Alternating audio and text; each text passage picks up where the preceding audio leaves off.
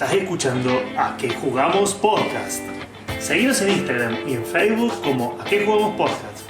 Y si nos estás escuchando por YouTube, dale click a suscribirte y dale a la campanita para que seas el primero en enterarte cuando subimos nuevo contenido. Buenas noches a nuestra audiencia. Bienvenidos a un nuevo programa de A Qué Jugamos Podcast. Como todos los jueves me acompaña mi colega, amigo y ladero, el señor Koshiro Koi Wamura. ¿Cómo estás, Koi? Buenas noches. Muy buenas noches, acá contento porque, bueno, esta noche tenemos un especial y es algo que realmente nos gusta muy mucho, así que con muchísimo entusiasmo. Y no vamos a hacer más que evidenciar lo poco que sé de algunos temas, digamos, que gente piensa que me la gasto y no es tan así. Puedo decir que hoy nos ponemos en evidencia. Que hoy nos ponemos en evidencia y somos unos vende humo terrible. Bueno, hoy no nos acompaña Pablo por razones de tiempo. Él se está ya recibiendo en la facu, entonces bueno, va a estar viniendo el próximo programa, pero por razones de tiempo hoy no nos va a acompañar. Le mandamos un saludo. Un saludo inmenso a nuestro querido amigo Pablo Maidana, que seguro está ahí atrás del teclado en el chat ahora. Pero bueno, hemos dicho que vamos a hacer un especial, ¿sí? Y vos sabés que no nos ponemos... ¿de qué vamos a hacer un especial? Qué buena pregunta, porque nosotros queríamos hacer un especial sobre esta cuestión Lovecraftiana. Lovecraftiana. Pero la pregunta que se nos ocurrió, la pregunta primera, digamos, es: vamos a hacer un programa dedicado al escritor, vamos a hablar del escritor, donde nació Howard Philip Lovecraft. Vamos a hablar del icónico La llamada de Cthulhu, que es el cuento, digamos, más conocido, si se quiere, o por lo menos dentro del ciclo de los mitos, lo más llamativo y lo más introductorio. O vamos a hablar del legado de los mitos, exactamente, de los mitos de Cthulhu como esta cosmología que no es solamente obra de Howard Phillips, sino de él y un numeroso grupo de escritores que incluso no son contemporáneos a Howard Phillips, porque estamos hablando de gente que sigue escribiendo al día de hoy dentro de esta cosmología onírica o terror cósmico que creó Lovecraft. Así es. De hecho, discutiendo con Koi, charlando en la producción del programa, en la preproducción, en la previa, decíamos, bueno, ¿de qué vamos a hablar? Y la realidad es que vamos a hablar un poco de todo. ¿Por qué digo que vamos a hablar un poco de todo? Es imposible que hoy nuestra audiencia no sepa quién es Howard Philip Lovecraft, pero para el que no lo sabe, muy brevemente le vamos a contar. Se trata de un escritor norteamericano que desarrolló el grueso de su obra entre los años 20 y 30 en Estados Unidos, particularmente en la zona de Boston, Massachusetts. Y para su época no era un escritor famoso, vamos a ser sinceros. Escribía en las revistas pulp de la época, que eran revistas de que se vendían a centavos, y su obra no era, por así decirlo, respetada a nivel de otros escritores, sino que fue recuperada durante mucho tiempo más tarde y gracias en gran parte a este círculo Lovecraft que comentaba Koi. Creo que el círculo Lovecraft eran amigos de él y algunos escritores más jóvenes, más viejos, que fueron nutriendo gran parte de su obra. Entre ellos los más famosos tal vez son August Delbrecht, Robert Howard, escritor, entre otros, de Conan, el Bárbaro, o sea, él lo hacía como hobby. Se codeaba con algunos grosos, digamos, el tipo. Así es. Que le fueron dando forma, ¿no es cierto?, a todo este panteón terrorífico y cosmológico que es no solamente Cthulhu, sino que es Nyarlathotep, es Xub-Niggurath, que es Azathoth y tantos otrísimos nombres impronunciables. Escúchame, Fede, en este especial vamos a hablar sobre la pronunciación de Chulu. De Chulu. Yo creo que este buen señor escribió sin pensar en que sus escritos se iban a popularizar tanto y se iban a leer en tantas lenguas. Exacto. Porque claramente Cthulhu es una invención de él y según él es sacada de su libro ficticio, el libro maldito, el Necronomicon, Claro. que habría sido creado por un árabe. Entonces es una cosa media sumerio, babilonia, pero creo que apuntaba a ser impronunciable. Y como mucho del aspecto en la obra de Lovecraft, no solo en los mitos, sino en general, esta indefinición es como una leitmotiv, ¿no? Es algo que está, no definir al monstruo, no definir la circunstancia, ¿no? Dar mucho a la imaginación, ¿no es cierto?, del lector que complete los huecos. Y creo que los Exactamente. nombres... Que nos aterroriza aquello que no dice, ¿no? Porque nosotros cuando vamos leyendo una historia, un cuento, nos encontramos con que vamos tejiendo en nuestras cabezas un cuento paralelo. Un cuento de todo lo que Lovecraft no está diciendo cuando nos está narrando, pero que nosotros necesariamente tenemos que crear para entenderlo. Entonces, llegar al fondo de la cripta y tratar de imaginarnos qué fue lo que mató a nuestro compañero, que se animó a bajar y que nos obligó a que nosotros quedáramos atrás, o qué fue aquello que nos aterrorizó en esta casa, en esta mansión. Entonces, o cómo fue que nuestro linaje se cruza con algunos seres de cuestionable bondad y Humanidad. humanidad también. Quiero humanidad. Claro, estamos haciendo también, Fede, hay que decirlo, un esfuerzo importante por evitar el spoilear cuentos. Totalmente. Porque hay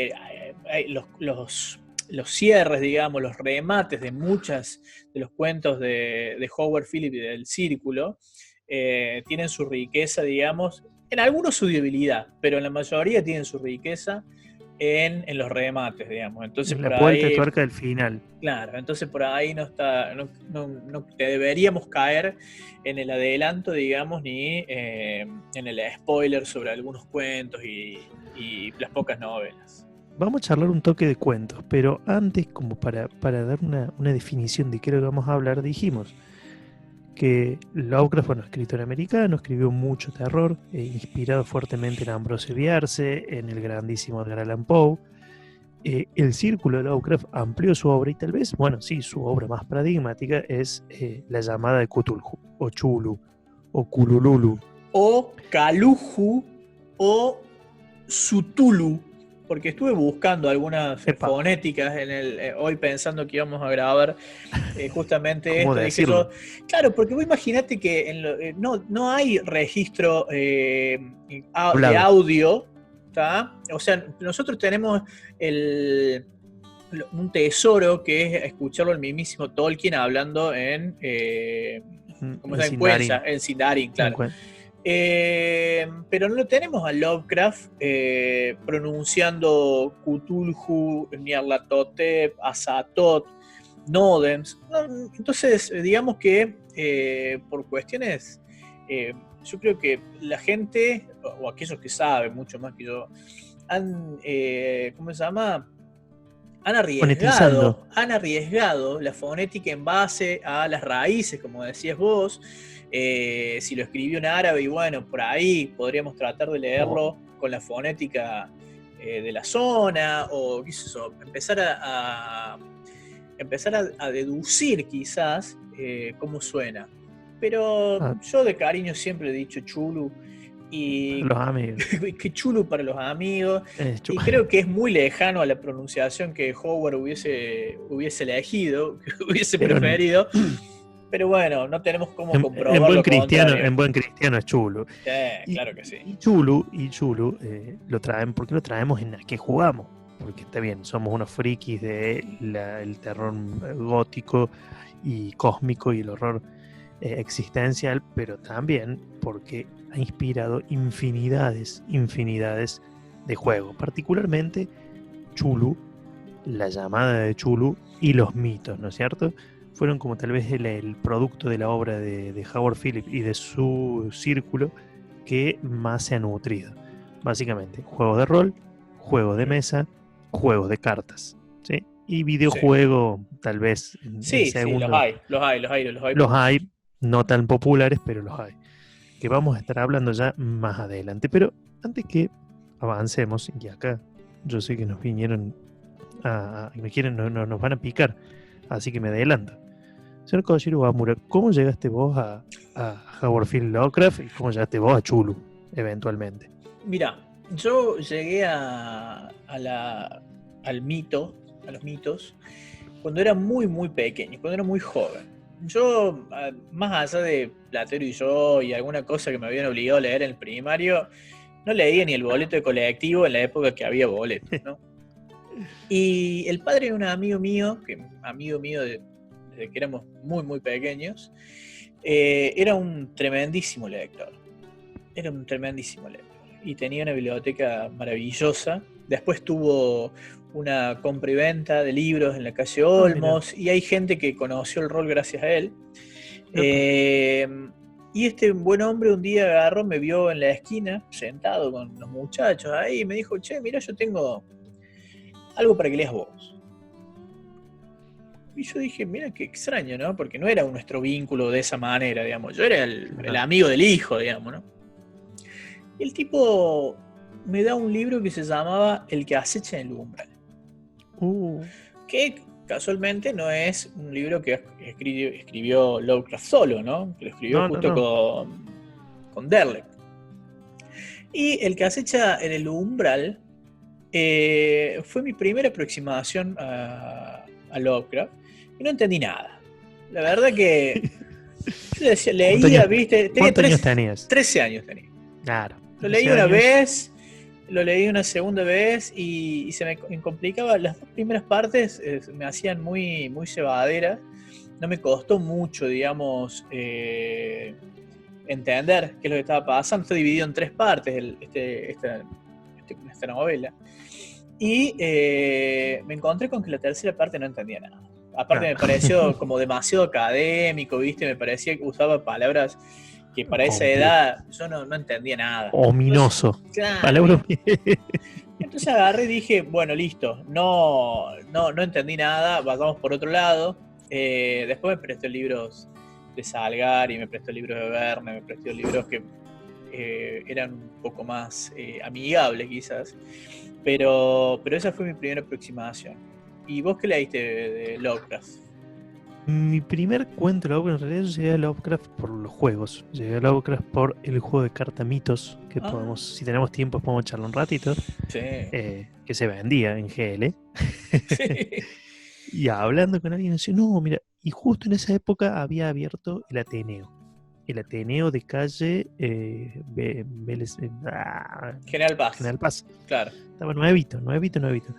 Y yo, la ñata contra el vidrio, como dice el tango, me metí así con las monedas y estaba en la misma sección que estaba los libros de fantasía épica, que está el Señor de los Anillos, que yo buscaba, compraba. Iba todos los días, viste, y bajaba dos hojas y me iba. Claro. Al lado había unos libros raros que yo veía con unas imágenes que después supe que eran de Giger, del H.R. Giger, de Alien. Bueno, decían los mitos y me parecía todo muy oscuro, muy rebuscado era la tapa. Yo habré tenido año de 1999, de haber tenido no sé cuánto, 12, 13, me imagino. Y en esa estaba también en la vida yo ahí que no conocía esto, y que me llega a mis manos un libro que trae mi mamá de una biblioteca donde ella trabajaba en un colegio, una compilación de Alfaguara, me acuerdo, el libro de Alfaguara, sí, de cuentos de horror. Y había cuentos de Saki, cuentos de Poe, cuentos de Horacio Quiroga. Claro. Y al final estaba ni más ni menos que Heber West Reanimador. Fuertazo. Después de leído esos libros que eran casi hasta naive, hasta el terror de Poe, cuando uno lo lee ahora, bueno, lo entiende, pero cuando uno lo lee a los 12, los 13, es más o menos como lo que se cagan de risa en Los Simpsons. Claro. Cuando leen el cuerpo, dice, bueno, se escribió en el 1800, pero pues leías Poe y decías, ahora leías Heber West Reanimador y decías, la puta mierda. Sí, te quedabas cabroso, ahí. Es cabroso. Fuerte. Ese fue mi primer contacto con con el señor Lovecraft. Pero no necesariamente es mi cuento preferido. No, en absoluto. En mi caso, yo después con el tiempo lo volví a leer, El que acecha en el umbral, y si bien lo comprendí, no voy a decir obviamente de qué se trata, pero es más o menos herencia, el muchacho va, se hace cargo y empieza a pasar cosas. Pasan cosas, como en la mayoría de los cuentos. Y en este caso particular, yo ya había leído, cuando retomé este cuento, yo ya había leído otras cosas y sin lugar a dudas no es mi favorito. Pero estaría bueno saber cuál es el tuyo, por ejemplo. Y me senté hace unos días, cuando ya teníamos definido el programa, a pensar cuál es claramente un cuento que para mí se lo recomendaría a cualquiera que quiere leer Lovecraft saliendo, por así decirlo, de la llamada de Cthulhu, es Los sueños en la casa de la bruja. ¿Por qué? Porque tiene todo lo que creo que condensa en cierto modo el espíritu Lovecraftiano. Los sueños de la casa de bruja, no voy a spoilear, pero sí, es una muy breve sinopsis. Es un muchacho que estudia en la Universidad de Miskatonic, Arkham, se muda a una casa de por ahí, en donde vivía, o era el aquelarre, por así decirlo, de una bruja que había desaparecido hace 300 años y que en pleno juicio de Salem había hecho unos diagramas de formas inexplicables, no euclidianas, como le gusta decir, Claro. y había desaparecido. Este muchacho se instala en esa casa y bueno, empieza a tener sueños. Sueños de una pesadumbre indescriptible. Aparece también un familiar de la bruja, que era un ser con cuerpo de rata y cabeza de humano. Y de a poco la trama primero empieza a jugar con el sueño de él. Son todos sueños. Hasta que en algún momento ya empieza a desvelarse ese sueño y ya no sabemos si estamos en un sueño o en una realidad alternativa. Claro. ¿Qué particularidades tiene este cuento? Que trata, por un lado, ese ambiente pesado, puritano de la Nueva Inglaterra, de donde él escribe, ¿no es cierto? Y que él era parte. Pilar decimonómico, muy arraigado y ya casi entrando al pleno siglo XX, ¿no? Así es, eso por un lado, que a mí me encanta ese clima opresivo, totalmente inquisitivo.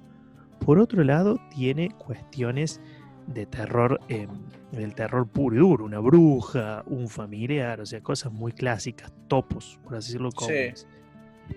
En tercer lugar, tiene terror cósmico, porque en algún momento nuestro protagonista se da cuenta que esta bruja podía viajar entre planos y entre dimensiones, sí. Y va siendo guiado por las estrellas. Más, está la estrella Betelgeuse, habla de Betelgeuse. O sea, es muy cósmico literalmente.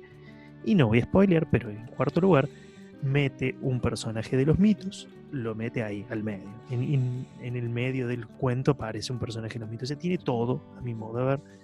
Un cuento relativamente largo, claro, para lo que son los cuentos de Lovecraft, pero lo recomiendo de sobremanera. ¿Usted, señor Iwamura, tiene un favorito? Sí, tengo un favorito que no es tampoco la llamada de Chulu.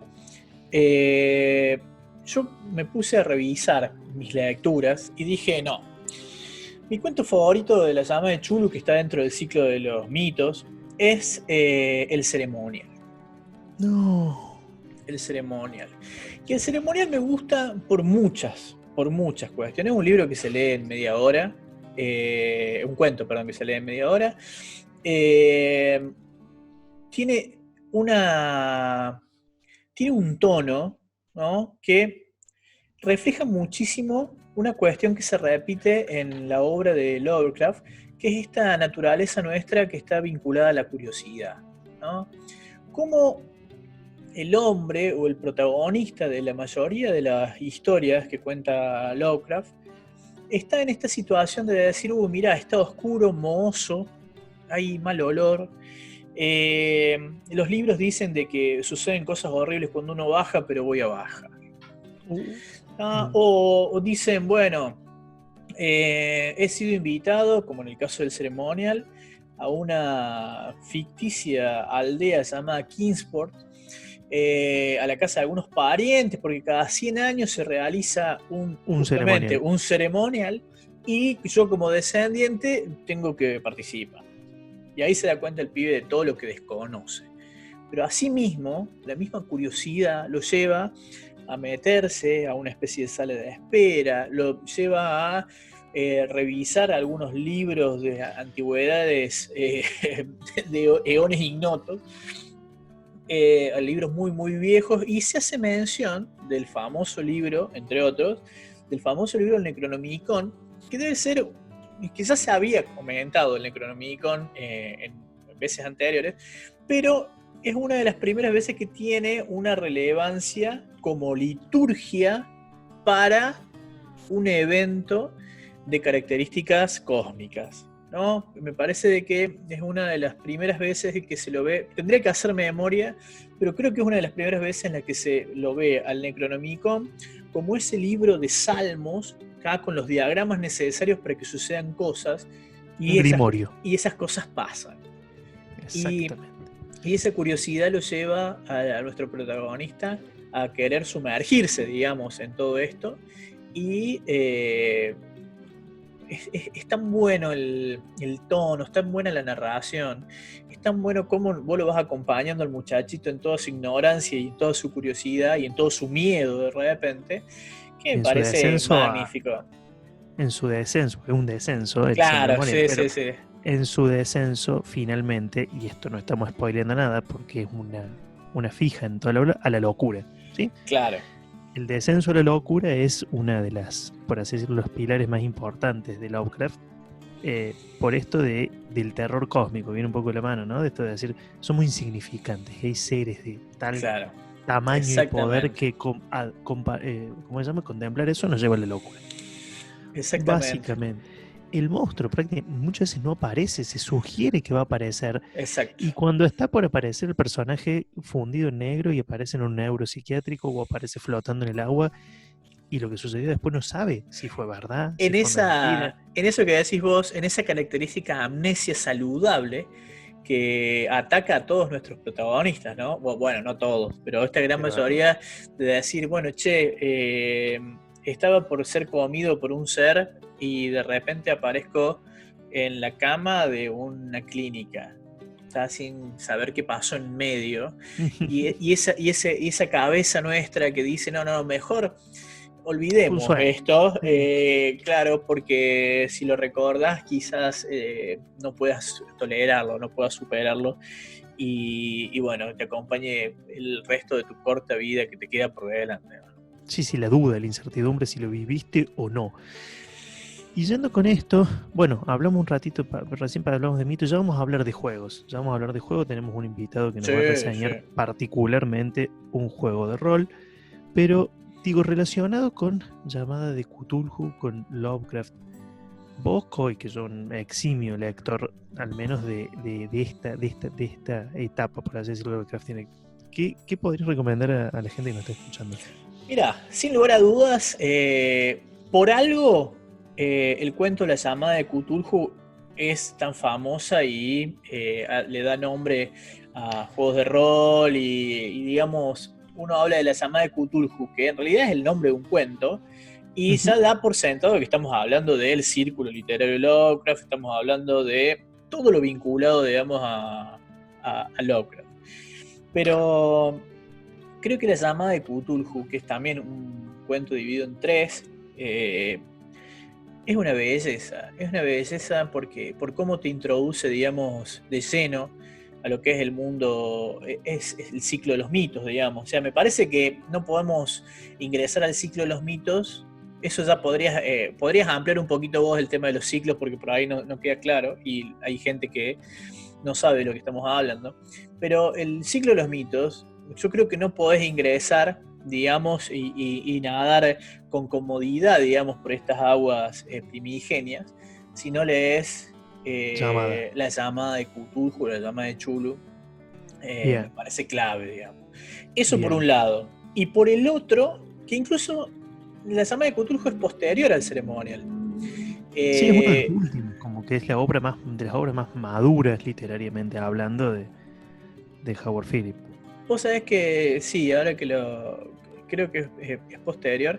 O sea que cronológicamente ni siquiera podremos empezar por ahí, pero yo recomiendo empezar por la Saga de Cthulhu.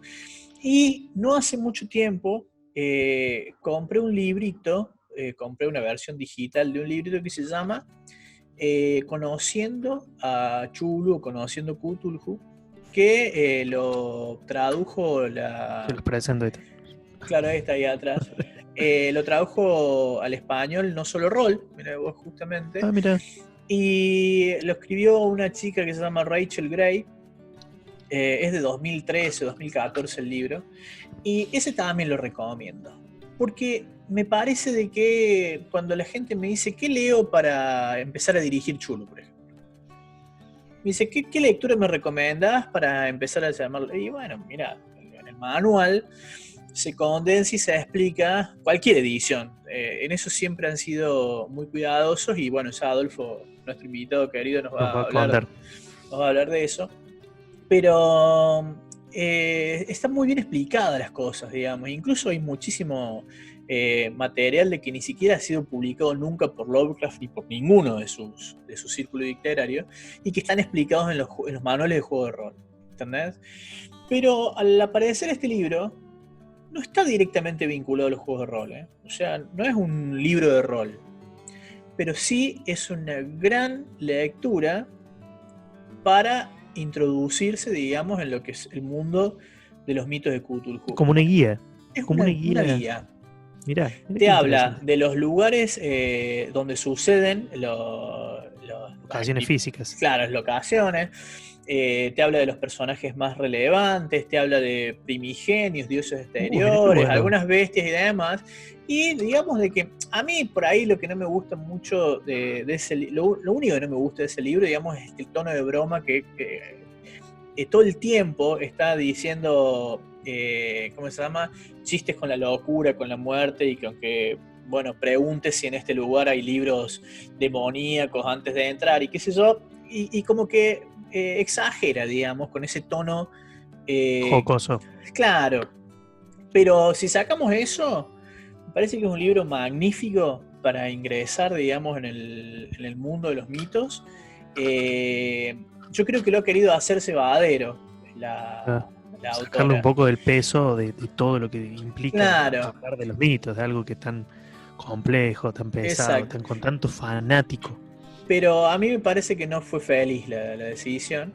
Eso después quien lo lea y quiera hacernos algún comentario, digamos. Si lo han leído, pónganos porfa ahí. Claro. Digamos que como una guía para iniciarte en lo que es el lore, conociendo Cthulhu me parece un maravilloso libro. No es muy grande, se lee rápido, la letra es grande, así que ocupa mucho espacio el tamaño de letra, pero me parece genial. Me parece genial para iniciarte, digamos. ¿Y vos qué recomendarías, digamos? Mira, mis recomendaciones van a ser un poquito más tangenciales. Por un lado, hay un libro de la editorial española Alianza que se llama Los mitos de Cthulhu, que si bien tiene, obviamente, cuentos de Howard Phillips, recopila a autores como Ambrose Bierce, ¿no es cierto?, con su Carcosa, y que son autores donde él se inspira, y autores posteriores, ¿no es cierto?, el Círculo, que da un pantallazo más generalizado y más abierto de cuáles han sido las obras, por ejemplo, en las que se ha como quedó fijado, por así decirlo, los mitos de Lovecraft. Claro. Sin ir más lejos, tienen Los perros de Tíndalo. Todos hablamos de Los perros de Tíndalo. Los perros de Tíndalo no es una obra de Lovecraft. Exacto. ¿Sí? Exacto. Bueno, está incluido en este cuento. Eso por un lado. Recomiendo para el que quiere meterse en los mitos, pero sin leer tal vez todo Lovecraft, que incluso, paréntesis, a veces Lovecraft en su obra menciona a Nub-Sigurat, a Nyarlathotep, y no le dice más nada, y tal vez después nunca más vuelve a hablar de eso en su obra. Exacto. Todo el desarrollo que hay por detrás los han hecho muchas veces gente de este círculo Lovecraft. Entonces eso por un lado. Y por el otro, que volviendo a algo que habíamos dicho y que no quedó tal vez, que se enfoca en el último ciclo literario, que es el ciclo, por así decirlo, de los mitos de Lovecraft. Lovecraft se divide, algunos de los que más saben, lo dividen en 3 etapas. Una etapa de terror gótico, inspirada en Poe, Edgar Allan Poe. Exactamente, una etapa de terror onírico, la etapa onírica, en donde él viaja por diferentes sueños, realidades, dimensiones, y le va dando una entidad. Mira qué interesante lo que decís, porque justamente es él, en el cuerpo y en la voz de Randolph Carter, que recorre, digamos, esta etapa onírica de Lovecraft, ¿no? Como en una especie de Alter ego. de obvio alter ego, digamos, ¿no? Se describe un poco más y se saca una selfie y dice, miren, este es Randolph Carter. Así que aquellos que quieran utilizar a Lovecraft en sus aventuras y no quieren que sea tan obvio, con que digan que es Randolph Carter, están haciéndolo. Y bueno, y finalmente la última etapa más refinada en su escritura, que es la etapa de los mitos, ¿no? Esto como porque lo habíamos charlado. Y otra de las cosas que recomendaría, así rápido, cortito y al pie, es de uno de mis escritores guionistas de cómics tal vez favorito, que es Alan Moore. Alan Moore no solo es guionista de cómics, sino también él se autodenomina mago. Y es un tipo que ha sistematizado mucho, ¿no? La cuestión mística, gnóstica.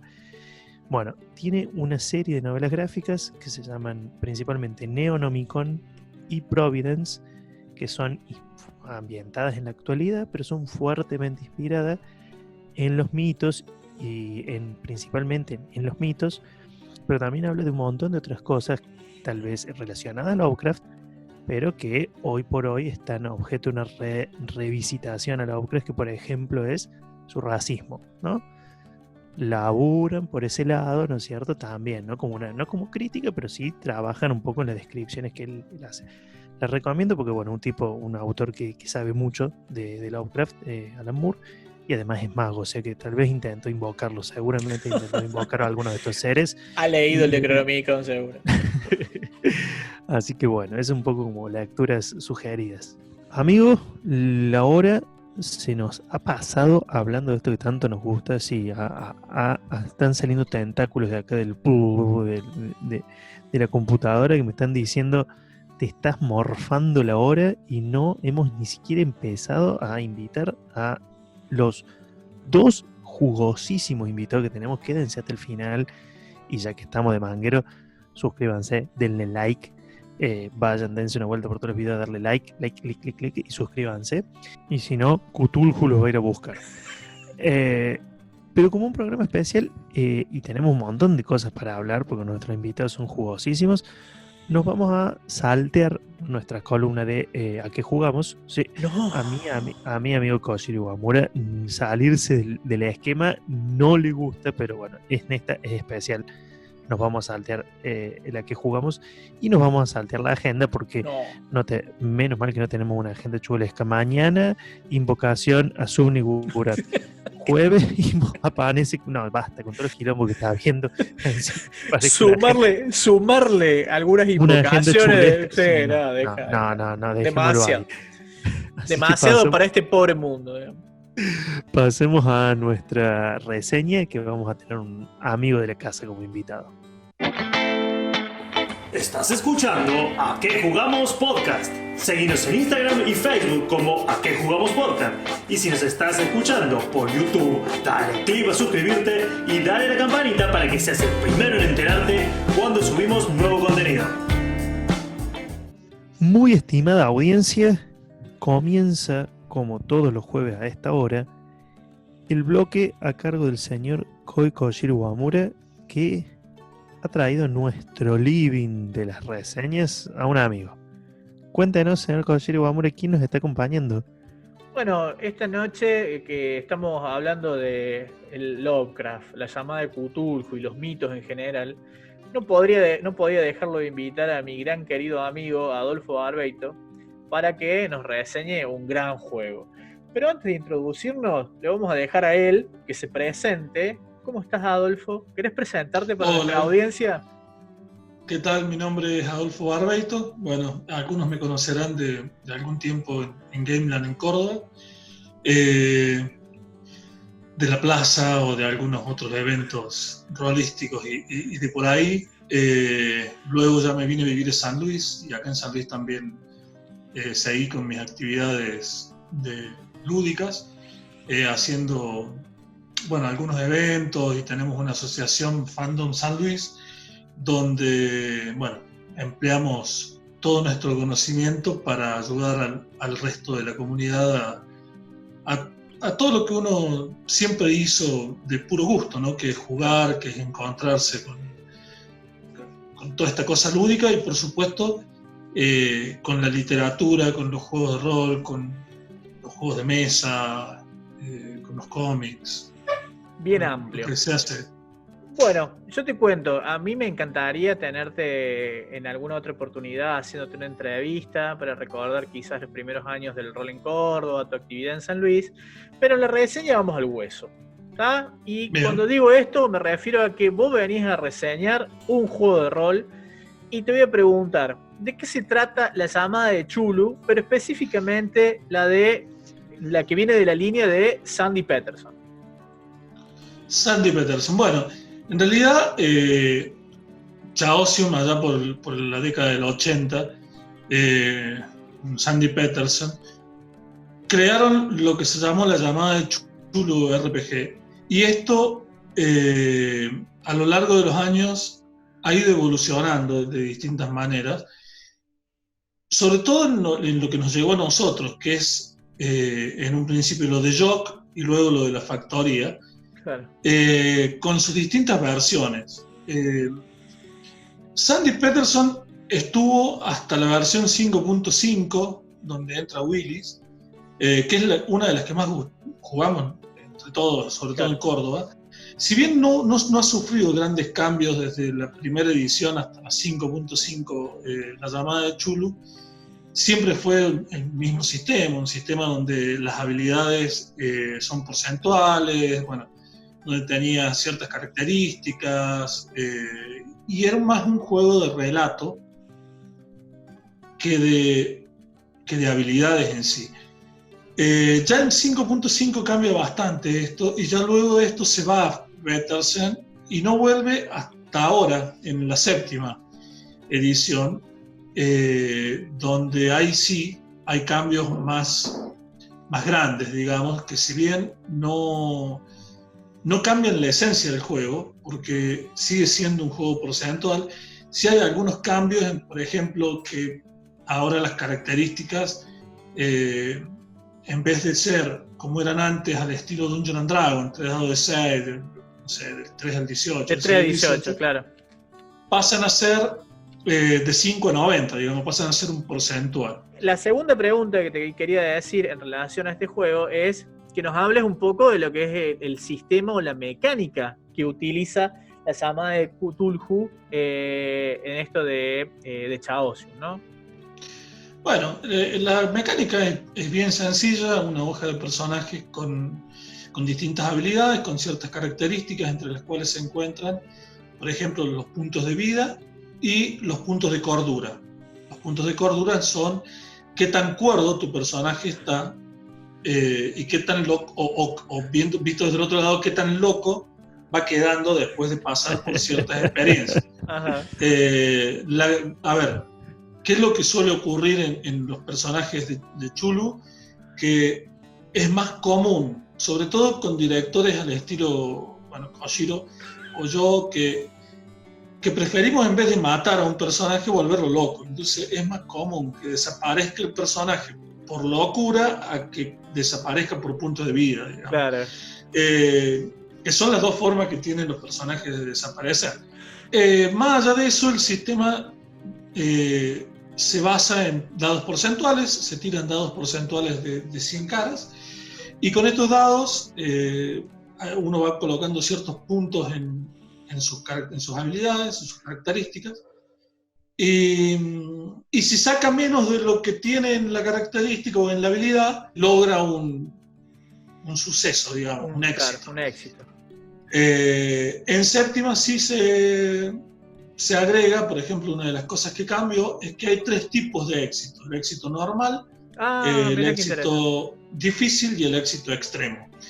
Estos éxitos corresponden, que si bien antes nosotros o varios en los grupos lo hacíamos, Esto corresponde a que tan bien hiciste las cosas, digamos. Ahora está estipulado, digamos. El normal es la tirada normal, Claro. el difícil creo que es la mitad y el extremo creo que es una quinta parte. Si Ahora vos le han puesto categorías de éxito. le han puesto categorías de éxito a cada una de las Claro. características, grados de éxito. Si bien antes lo hacíamos, dependiendo la cercanía al 1, digamos, Claro. con alguna home rule que se utilizaba cuando Y a la conveniencia del máster para decir, bueno, muchachos, ya que no le están metiendo tanta gana, le vamos a tirar una ayudita extra porque sacaste una buena tirada. Claro, claro, exactamente. Porque una de las particularidades que tienen, por eso a mí también me gusta mucho dirigir y me gusta mucho armar las aventuras, es que uno arma una historia que probablemente quien está del otro lado, siendo el receptor, el jugador, que bien podría ser vos, Federico o cualquier otro, normalmente se queda como diciendo, acá, ¿qué pasó? Claro. Y yo sé lo que pasó, pero normalmente los jugadores no terminan de discernir qué pasó. Si vos te fijás en los módulos, en las cosas que vienen para Chulu ya prearmadas, siempre hay un capítulo que dice, ¿qué es lo que realmente pasa? Ese capítulo es para vos, solamente para vos. Y normalmente te quedas con todas las ganas de decirle a la gente, no, lo que pasaba era esto. Exacto, bueno, ¿no? Exacto, sí. Nos pasa mucho. Entonces está bueno porque en realidad le permite al jugador, con su propia imaginación, dar ese qué es lo que realmente pasó. Que probablemente no tenga nada que ver con lo que realmente pasó. Pero bueno. Vos sabés qué interesante lo que decís, Adolfo, porque nosotros en la editorial, que es nuestra apertura, digamos, del programa, hablábamos justamente de eso, ¿no? De que cuando uno lee Lovecraft, por ahí tiene que ir hilando en su mente un cuento paralelo, tratando de encontrar la explicación a todas las cosas que Lovecraft no dice. Y pasa más o menos lo mismo en las aventuras de rol. Y las aventuras que muchas veces yo como director de juego me he encontrado con cosas que he escrito y que el jugador no va a saber nunca. Nunca. Vos, y está bueno tenerlas escritas. Sí, es una prueba, digamos. Claro. Es una prueba que estaba pensado, pero que ellos no llegaron a descubrirlo. Exactamente. Qué interesante. La llamada de Chulu siempre fue un juego que llamó mucho la atención, la gente le gustó mucho, e inclusive en español. Y en español te voy a contar un secreto que ahora en estos días que estuve investigando un poco, descubrí. Hay una edición que se llama la edición primigenia, que fue una edición que sacó Edge en España. Ajá. De la sexta edición. La edición primigenia de España, yo la había visto en PDF y alguna vez vi un manual. Tenía 2 o 3 características. Primero, que fue la primera edición del mundo de la llamada de Chulu a color. Opa. El manual es muy bello, pero tiene un pequeño gran problema. Viene en un formato cuadrado. En vez de ser el clásico rectangular, es un formato cuadrado. Para hacer un formato cuadrado, una de las cosas que se tuvo que hacer es reducir la fuente. Entonces, tiene la letra muy chiquitita, es muy difícil de leer, pero es muy bonito.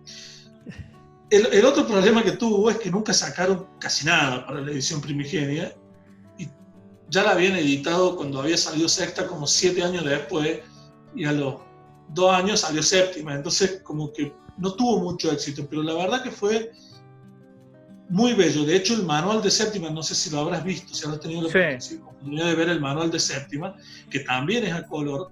Muchas de las ilustraciones del manual de séptima provienen de la edición primigenia, inclusive las del manual de séptima en inglés. O sea, que imagínate la importancia que tuvo este manual de la sexta edición. ¿Vos me estás diciendo que la edición primigenia solamente salió en castellano? Sí. No sé después si habrá salido, pero originariamente salió en castellano. Sí. Mirá vos, interesante. Algo no sabía, la verdad, no lo sabía. ¿Viste? Bueno, siempre se aprende algo nuevo. Siempre se aprende algo nuevo. Y te voy a hacer una pregunta más, porque ya que estamos acá con vos y ya que estamos hablando de la séptima, he escuchado que hay un Chulu Pulp. Sí, bueno, Pulp Chulu es una edición especial en séptima, basada obviamente en los cómic pulp aquellos viejos cómics de la hoja de Tires y Lea, donde en realidad, como para que te des una idea, normalmente los directores de juego, nosotros le llamamos Master, director de juego, en Chulu, ¿cómo se llama? El guardián de los arcanos. El guardián de los arcanos. Bueno, en Pulp no. En Pulp volvés a ser el director de juego y los jugadores no son más investigadores, son jugadores, porque son héroes. Porque en realidad, para armar un personaje de Pulp, vos lo que haces es armar el personaje de Chulu tal cual estaba y darle experiencia. Entre las experiencias se le dan ciertas habilidades nuevas que se crearon, Ajá. con lo cual está preparado para ir a enfrentarse, digamos. Normalmente un jugador o un personaje nuevo en Chulu, en cuanto se acerca a un peligro, lo primero que piensa y lo primero que quiere hacer, su primera reacción, su reacción más natural es huir. Claro. Bueno, en Pulp Chulu no. En Pulp Chulu es sacar mi arma y disparar con toda la furia contra eso que tengo al frente y después pensar qué es lo que era y después ver qué es lo que era y después... Después le hago la autopsia, digamos. Claro, después veo cómo es. De hecho, inclusive, hay científicos locos, como personajes jugadores, que tienen sus armas muy basados en los años 30, en los años 20 y en los años 30. Entonces el típico científico loco con el arma de rayos láser y no sé qué. Hay artefactos extraterrestres, hay extraterrestres entre nosotros. Bueno, Pulp Chulu amplía un poco más la gama y pasa de ser un clásico cuento de terror de Lovecraft a un cómic de los años 20, de esos de ciencia ficción dura. Claro, vos cuando decís Pulp, Pulp, yo me imagino adentro. Claro.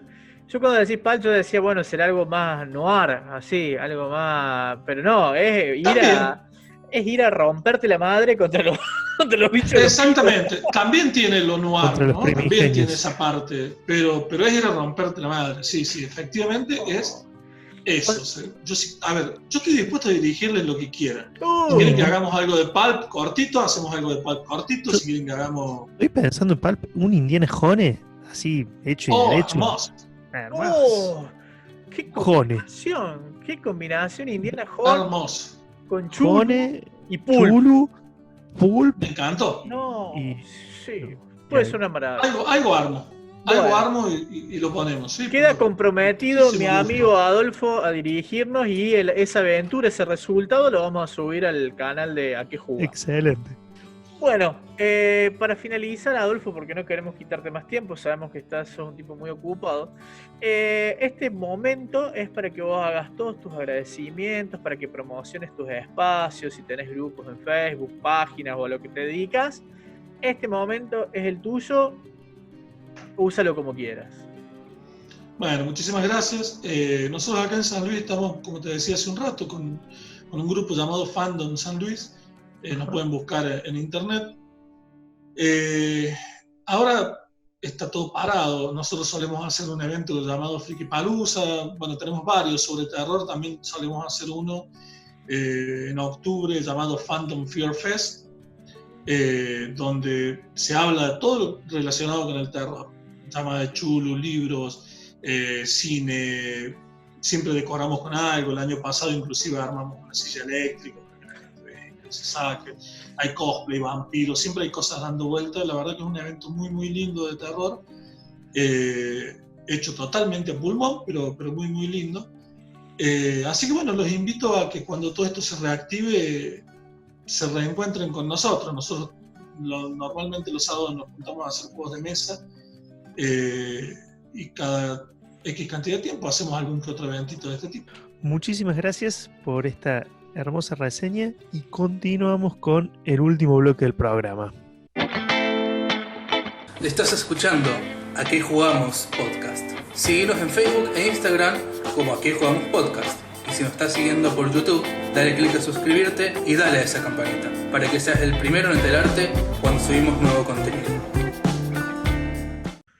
Comenzamos con el último bloque de este especial de Lovecraftiano, llamada de chulesco, todo. No nos hemos podido poner de acuerdo todavía. Se terminó el programa y no nos pusimos de acuerdo de qué va.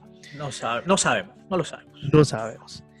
Y hoy nos acompaña alguien que teníamos ya en nuestra agenda hace un montón de tiempo, pero bueno, estábamos esperando la oportunidad para invitarla a nuestro living virtual. Se trata nada más y nada menos que de Caro Panero, invocadora de Cthulhu, zombie killer en su tiempo libre que traduce y localiza videojuegos, hace subtitulados, escribe los horrores que su mente lúgubre susurra y, como si fuera poco, juega videojuegos. Toma. Buenas noches, Caro. Bienvenida a esta invocación. Te hemos sumoneado acá para que charlemos un rato de... Bien parecido. Muchísimas gracias por la invitación. La verdad que fue una invocación muy potente porque le he sentido. ¿Funcionó?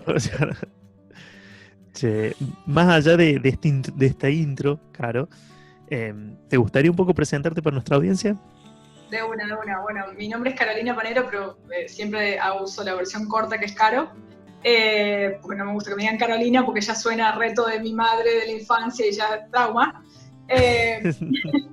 Soy traductora de inglés, especializada en localización de videojuegos. La localización es la traducción de videojuegos, por la duda, claro. Y subtitulados, me he especializado específicamente en esas dos áreas porque me encanta, o sea, es parte de la traducción audiovisual que se le llama. Aparte soy escritora de fantasía, que arranqué ahí, de terror, que no me soltó, y de ciencia ficción. También hago cómics. Además de eso, soy socia y cofundadora de la editorial Cuervo Lobo, que ya tiene 1 año y unos 4 meses de vida aproximadamente. Ya tenemos 7 títulos y bueno, pandemia de por medio, ahora vamos a sacar 3. ¡Qué bueno! ¡Felicitaciones! Gracias. La editorial la tengo con Leonor Ñáñez, que es otra gran escritora, amiga mía y compañera de armas de toda la vida. Bien. Y aparte, bueno, sí, me considero una gamer de la vieja escuela porque yo empecé sin delatar edad hace muchos años atrás.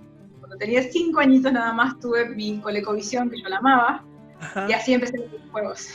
Bien. Y me considero zombie killer porque me encantan los zombies, es una temática que me fascina. Pensé que esta pandemia iba a hacer eso, no, me defraudó la pandemia. ¿Defraudó? Claro. Nos quedamos todos con las ganas. Bueno, Caro, te hemos llamado un poco acá para charlar particularmente sobre este terror cósmico, pero bueno, ya que nos has dado todas esas credenciales, contanos un poquito de qué va tu obra literaria de terror y horror, ¿no? ¿Cuáles son los temas que toca? ¿Cuáles son las influencias con las que te has inspirado? Bien.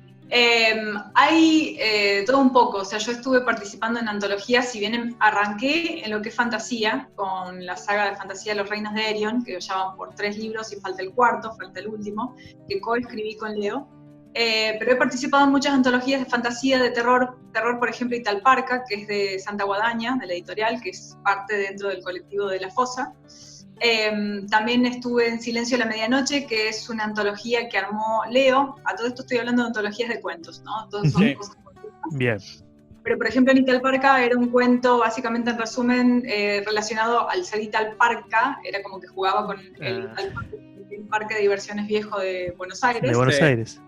Exacto, y La Parca, precisamente. Entonces eran todos relacionados con temática de parque de diversiones. Silencio en la Medianoche, Leo quiso aunar gente, bueno, en realidad tenemos a Wally de Estados Unidos, que en realidad es cordobés, a Wally RS por las dudas si no lo conocen, es un genio, es un nerd como todas. Walter. Walter. Ah, sí lo conozco. Bueno, Wally está presente, hay escritores acá de Córdoba y la idea de Leo fue armar una especie de hablar de leyendas urbanas de Córdoba y a lo mejor salirnos un poco de Córdoba y de Argentina. Qué bueno. Y repetirlo en cuentos. Es muy buena antología. Yo participé en 2 cuentos, no por ser amiga de la editora. Y bueno, en realidad mis obras actualmente, bueno, ahora la que va a salir ahora, que ya está entrando a maquetación, en realidad ya entró hoy a maquetarse, es mi nueva obra que se llama Casos Congelados, que es la historia de una forense que trabaja en una morgue y cada uno de los cadáveres que ella va a encontrarse, digamos, día a día, va a ser un cuento. Entonces es como una antología de cuentos hilvanada a través de esta forense. Los casos que trabaja la forense. Exacto. Y más allá de eso, participamos, tengo acá por supuesto para hacer el chivo, de que obviamente seguro va a salir al revés, pero bueno, este es el libro negro de los lamentos, que es el pequeño monstruito diseñado que hicimos con Leo, que básicamente son nanocuentos, porque el tamaño, o sea, no es el tamaño del libro normal, esto es un libro normal y este es el libro negro. Y estos son básicamente nanocuentos de terror, de lamentos, que dentro de esos nanocuentos hay microrelatos, o sea, van a ver que hay palabras subrayaditas que forman un nuevo cuento. Pero bueno, esta es mi obra solista, por llamarlo así, porque con Leo hemos hecho muchas cosas juntas, pero esta es mi obra solista que se llama Artemisia Absinthium, que básicamente tiene tintes victorianos y góticos, pero transcurre en el futuro, en el 2020, un poquito más adelante, pero transcurre en Rumania y no sé si se va a llegar a ver ahí mucho, pero bueno, ahí se ve una copa de ajenjo o una copa de absintha, básicamente el punto central de la obra, y tiene, además de estos tintes victorianos, de estos tintes góticos y de estos tintes de terror, tiene ciencia ficción, porque en realidad son viajes en el tiempo, y el ajenjo tiene mucho. Bien. Y esta obra terrorífica, tierna, preciosa, que es un cómic que se llama Scalen, que básicamente es un cómic apocalíptico de humor negro, que está dibujado por el genial Nicolás Lepka. No mencioné los ilustradores, muy malo lo mío. La ilustración de Cintia Scott Kawada y la del libro negro de los lamentos, Hernán González, que es forma parte de Buen Gusto Ediciones. Y Scalen es básicamente, esto lo lancé en diciembre, así que fue medio premonitorio, una calavera se levanta a la vida, de vuelta, digamos, vuelve a la vida, claro, calavera, y tiene un mensaje para la comunidad en sí, de la humanidad, que tienen que prestar atención. Y con el cuervo, tiene un cuervo de compañero, tienen que ir a contarle a la humanidad, pero es una calavera, ¿cómo va a ser si no tiene cuerdas vocales, no tiene voz? Claro, y la gente le teme principalmente, ¿no? O no le da bola, porque está prendida el celular, ¿no es cierto? Entonces, es cómo hace esta calavera para comunicar este mensaje tan importante, y fue medio premonitorio con todo lo de la pandemia y la bandera. Fue muy bizarro eso. Está bien. Bien. Bueno, nos has mostrado un sinfín de obras que has estado trabajando y que todas son un hilo conductor, el terror. Entonces viene la pregunta obligada, ¿no es cierto? ¿Cuál ha sido tu experiencia, ¿no es cierto?, con este universo de horror cósmico que son los mitos de Cthulhu o para los amigos de Chulu? Bueno, he tenido en realidad muchas influencias en sí también en mi vida, como persona en realidad, tanto literarias como de cine y etcétera. Pero bueno, antes tenemos que hacer la diferencia muy breve de que una cosa es terror y otra cosa es el horror. El terror es algo que provoca miedo, ¿sí? Y no necesariamente está relacionado con cosas sobrenaturales. En cambio, el horror sí. El horror está netamente relacionado con aquellas cosas que van más allá de la realidad o van más allá de lo natural, por eso lo sobrenatural. Mira qué interesante. Buena definición. Sí, y en sí yo he tenido influencias de todo tipo. Por supuesto que Lovecraft estuvo, y más, tengo acá mi bello ¡No! ¡Mira qué lindo! Los mitos de Cthulhu de Lovecraft y otros autores. Que ese empieza con el paseo por el río Yan. O algo así. El primer cuento es Lo primero que empieza en realidad es la información del traductor contando de cómo hizo con esto, que fue bellísimo. Y para Rafael Llopis, ¿no? Rafael Llopis. La editorial era Alianza en esa época, es del 73 esta copia. Lo hemos reseñado, lo reseñamos en... Estuvimos hablando de eso. Estuvimos hablando recién en la editorial de ese libro. Mucho está rosado, mi papá me va a matar, pero bueno, y él me contaba, bueno, que su experiencia con el libro era, él lo leyó de adolescente y me decía que no lo podía leer a la noche porque le daba mucho miedo. Entonces tenía que leerlo durante el día. Cosa que me pasa a mí muchas veces con las películas, que amo ver películas de terror, pero con él no necesita prendida cerca por las dudas y mi perra cerca, claro. No hay nada más acá conmigo, ¿verdad? Esa te va a avisar, la perra te va a avisar si llega a pasar algo. tal cual. Pero bueno, autores y autoras que me han influenciado son un montón, por supuesto de Mary Shelley, desde la primera gran obra de Frankenstein, que es la primera gran obra de ciencia ficción, y se podría decir también que tiene tintes terroríficos. Por supuesto tengo que mencionar a Alex Garland, que si bien es más tirando a la ciencia ficción, pero también se mete en lo sobrenatural, a Tolkien, por supuesto en la parte de lo que es fantasía. Pero después ya me entré en el camino de la oscuridad con Stephen King, con Lovecraft, con Poe. Hay algunos autores que a lo mejor no son tan conocidos y van tirando más a la fantasía, como Susan Price, que son no de acá de Argentina, por supuesto, y Stan Nichols. Y hay muchísimos más que me han influenciado, pero bueno, son algunas de las personas que he leído y que me han llevado a básicamente a meterme en esto. El tema del terror, a mí me ha influenciado Lovecraft, o sea, hay un montón de definiciones, ya después podemos hablar de lo que es el terror Lovecraftiano en sí, o el horror Lovecraftiano que se le llama, pero en sí estas criaturas primigenias, que él siempre le dice, me encanta la palabra primigenio, estas criaturas primigenias que están o más allá del tiempo, o más allá del espacio, o más allá de las profundidades de los océanos. Abismos. Exacto. Estos seres primigenios, estas culturas, estas criaturas tentaculares, las estructuras tal vez góticas, el horror a lo desconocido, de no sabes si hay algo más allá, y de que la humanidad es completamente vulnerable, ¿sí? O sea, es un ser insignificante en los planes de los elementales, podría decir. Sí, el horror cósmico para mí es esto de que la humanidad es una pequeña pulga en un cosmos que en realidad es mucho más grande que esa pequeña pulga, que ya tocando a lo mejor qué es el horror Lovecraftiano, hay tanto conocimiento antiguo y oculto, que si un ser humano llega a obtener ese conocimiento, o puede entender y darse cuenta que realmente es un ser insignificante y no puede hacer absolutamente nada para detener lo que va a pasar, estos seres que están más allá del tiempo, más allá de las dimensiones, que también están, más allá del universo y más allá de las profundidades de los océanos, no y van a poder hacer nada. Y de los tiempos no van a poder hacer absolutamente nada. Volverse loco o volverse loca, porque es tanto conocimiento y es tanta la profundidad de este conocimiento oculto que va más allá de la comprensión humana, o directamente va a decir, bueno, ya está, listo, me entrego a todo esto. Y me desciendo la locura. Hago lo que ustedes digan. Contanos cuál ha sido tu experiencia con el universo lúdico, si es que la has tenido, Lovecraftiano o del terror, pero principalmente el Lovecraftiano. De una. Bueno, me vienen a la mente dos que he jugado y que he amado y que me he vuelto loca. Uno precisamente es The Call of Cthulhu, que salió para PlayStation 4 el año pasado, si no me equivoco.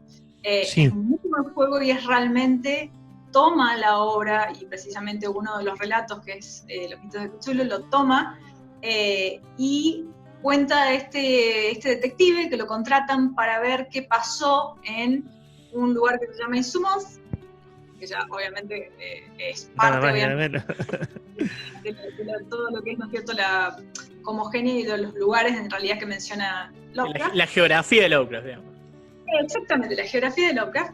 Y tiene que descubrir ciertas cosas en un lugar que es obviamente que es costero, o sea, tiene pesca, vive de la pesca, encuentran ballenas que están completamente deformadas y mordidas por no se sabe quién, y son ballenas gigantes y aparecen a la orilla, digamos, de estos puertos completamente destruidos, y hay una secta, entonces tiene todos los elementos obviamente al pie de la letra de lo que es obviamente la obra de Lovecraft. Es fabuloso el juego. Hay una parte que uno ya se mete, obviamente es en primera persona, entonces se mete en la piel del personaje del detective y está en una cárcel tratando de escapar, mejor dicho, en un manicomio tratando de escapar, y es increíble cómo la locura y la demencia lo empieza a abrumar a quien está jugando, porque llega un punto que uno tiene que ser sigiloso y tiene que ir escapando y tiene que ir escondiéndose, pero si uno empieza a caminar demasiado rápido, se empieza a agitar y le empieza a bombear el corazón, y se empieza a poner como rojo la pantalla, Es muy bueno, la verdad, súper recomendable. Yo lo amé, me lo regaló mi novio y yo era como, ¡ay, gracias! Feliz. Bien. Y otro juego que en realidad no está directamente relacionado con Lovecraft, pero claramente tiene todos los tintes Lovecraftianos, es el Bloodborne. Bloodborne, para mí, yo digo que es el Dark Souls con Lovecraft. O sea, Claro. es como que agarraron el Dark Souls y dijeron, bueno, vamos a hacer un juego Bloodborne difícil. de PS4. Exactamente. Vamos a agarrar un juego difícil, le vamos a meter todo un ambiente victoriano, todo un Victoriano. ambiente místico, y le vamos a meter criaturas bien Lovecraftianas. Y es básicamente un pueblo que tiene una especie de epidemia extraña que en realidad está relacionada con la sangre, entonces son medio como vampiros, si se quiere, Claro. porque tienen que tener orbes de sangre. Y tiene que ir este cazador o esta cazadora, dependiendo de lo que uno elija, tiene que ir por esta ciudad agarrando la guadaña y rebanando cabezas y miembros de criaturas de los más versátiles, desde golem hasta unos que tienen cabeza de mosquito, que son una cosa asquerosa. Espantoso. Y hay, una vez que ya se pasan varios jefes, hay una escena en la cual uno ve para arriba, digamos, toda la parte que hay una especie de catedrales, etcétera, divinas, góticas, y hay como una especie de bichos con tentáculos, como que si vos te pasas por ahí cerca, te agarran, te pasan como una especie de centrifugado o agujero negro, y cuando llegás a otro lado, morís. Ah, bien chulesco. Bien difícil también. ¿Cómo es esto de ser traductora o localizadora de videojuegos en general y en Córdoba en particular? ¿De qué se trata un poco? Contanos un proceso, cómo laburás. Bien, la localización de videojuegos en realidad es un proceso muy amplio que conlleva no solo la traducción es una parte, sino que también es la adaptación al juego por ejemplo, del inglés al español, y buscan que le llaman local o un idioma específico, pero culturalmente en una región específica, ¿sí? Entonces, por ejemplo, si ellos quieren traducir el videojuego del inglés al español de Latinoamérica, va a ser más tirando a México, ¿sí? A lo mejor si quieren una traducción para Argentina, bueno, van a buscar para Argentina específicamente. Pero está la gran diferencia entre lo que es el español de España, que la mayoría de los juegos y es donde la localización tiene más años de experiencia, y en lo que es Latinoamérica, que hace ya unos años que está, pero es más nuevita, ¿sí? La localización de videojuegos llega a mí, porque dije, yo entré a la Facultad de Lenguas, que es donde estudié, yo me recibí traductora pública de inglés, en la Facultad de Lenguas aquí en Córdoba, y yo dije, entré a la facultad, quiero hacer subtítulo. Así entré. Obviamente, había ninguna materia de subtitulado, no había ninguna materia de traducción audiovisual, pero yo seguí con quiero hacer subtítulos, ya quiero traducir películas y quiero traducir series. Claro. Yo iba al cine y veía quién era la traductora que muchas veces ponían el nombre, o bueno, ahora en Netflix se ve bien, por ejemplo, en cualquier otra cadena de streaming. Entonces yo decía, yo quiero ser como esta, y anotaba de dónde, lo que sea, para después mandarle currículum. Y la localización de videojuegos en sí, la parte de traducción, lo que hace es, uno trabaja con un cliente, que puede ser un publisher, o sea, un distribuidor, que se encarga, ¿no es cierto?, de tomar el juego, distribuirlo, hacerle el marketing, venderlo por todos los países, etcétera. O con el desarrollador del juego, o sea, el equipo desarrollador, como por ejemplo los grandes desarrolladores, que estos tienen millones y millones de dólares para hacer juegos, como por ejemplo From Software, Bungie, Activision, Blizzard, EA, etcétera, etcétera, etcétera. Ostras. Kojima Productions, y ahí hago la reverencia. O puede trabajar con agencias, que también es la otra, y es donde estos distribuidores o estos clientes o estas grandes cadenas como Sony, Microsoft, etcétera, buscan a una empresa para que terciarice el servicio. En mi caso, a mí medio que me encontró una agencia y yo medio que la busqué. La agencia fue una cosa muy bizarra, pero es una historia de amor hermosa, en la cual yo estoy trabajando. Yo ya había hecho subtitulado hace muchos años, había hecho algo de videojuegos, pero con esta agencia es la que estoy 100% trabajando, y yo hago traducción de juegos, ya sea desde las cinemáticas, a lo mejor que empiezan los personajes a hablar o te cuentan la historia del juego, desde los diferentes, por ejemplo, si tenés un action RPG y tenés opciones para elegir, bueno, esas opciones también están traducidas, las armas, los objetos, las habilidades, los personajes, la historia de los personajes. Diálogos adentro del juego, los in-game. Todo el texto que esté adentro del juego, esté donde esté, desde la, política de privacidad hasta el final de los créditos, es lo que se hace en localización de videojuegos, se traduce todo eso. Lo malo es que muchas veces cuando se trabaja con agencias, no siempre te dan contexto, casi nunca te dan el juego para jugarlo, probarlo, ver qué onda. ¿En serio? No, o sea, te dan el texto solo y a lo mejor te mandan una imagen o un PDF, por ejemplo. Este es el juego, estos son los personajes, estas son las habilidades, van por acá, van por allá. Eso explica mucho. Tenés que estar adivinando, digamos.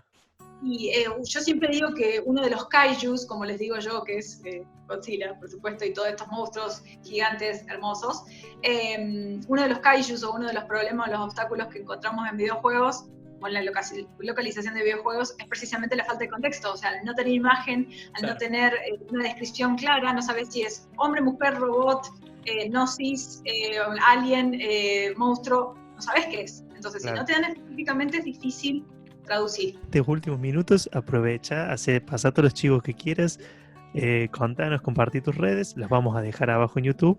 Bueno, todos los agradecimientos, todo lo que quieras decir y promocionar, este es tu momento. Nada, gracias a ustedes por el espacio, porque si bien tenía un montón de cosas para decir, pero como siempre el tiempo es tirano, pero bueno, por lo menos pude poner bastantes bocadillos.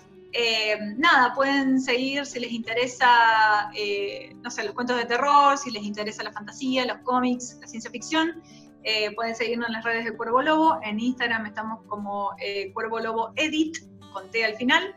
Si no, buscan en Facebook Cuervo Lobo Editorial. O también tenemos, una cuenta de email, por supuesto, si nos quieren mandar mail ya específico. Si no, la página que es Cuervo Lobo Editorial en WordPress. Mi Instagram particular, si después lo quieren compartir, que ahí yo comparto muchos y hay muchos cuentos y relatos que están teñidos por Lovecraft y teñidos por Cthulhu de una forma increíble. Nos estuvo acompañando Caro Panero. Caro, muchísimas gracias por haberte sumado esta noche a Que Jugamos. Muchísimas gracias por haber venido. Seguramente va a haber otro especial, vamos a laburar con otras cosas. La vamos a invitar de nuevo. Quedó muchas preguntas en el tintero, pero bueno, tratamos tenemos un poco tiempo y seguramente vamos a volver a molestarte. Muchísimas gracias por haber estado acompañándonos esta noche. Y hemos llegado al fin de nuestro programa especial terrorífico, horrorífico, como nos dijo Caro, que no es lo mismo. Cósmico, espero que les haya gustado. Nosotros lo disfrutamos un montón haciendo. Está muy bueno cuando pasa el tiempo, como me sucedió a mí, encontrarte con estos textos que quizás leíste hace muchísimos años y resignificarlos, o encontrar cosas que en una primera lectura se te habían pasado por alto, o disfrutar de alguna manera diferente esas descripciones, esa exageración por ahí con los adjetivos. Y como dijimos durante todo el programa, este relato paralelo que se tiene que hacer el lector para poder imaginarse todas esas cosas que Howard Philip Lovecraft sugería y no nos quiso decir. No nos quiso decir y pasan esa cabecita enfermiza. Nos han quedado un montón de cosas en el tintero, tendríamos que hacer un segundo programa, pero bueno, ya saben, quédense en casa, ya termina, falta menos. Aquí en Córdoba se está relajando un poco, así que vamos, esperemos que podamos salir pronto a jugar. Ojalá. Nos despedimos una vez más en este programa que hemos dado en llamar A Que Jugamos. Estás escuchando A Que Jugamos Podcast. Seguinos en Instagram y Facebook como A Que Jugamos Podcast. Y si nos estás siguiendo por YouTube, dale click a suscribirse y dale a esa campanita para que seas el primero en enterarte cuando subimos nuevo contenido.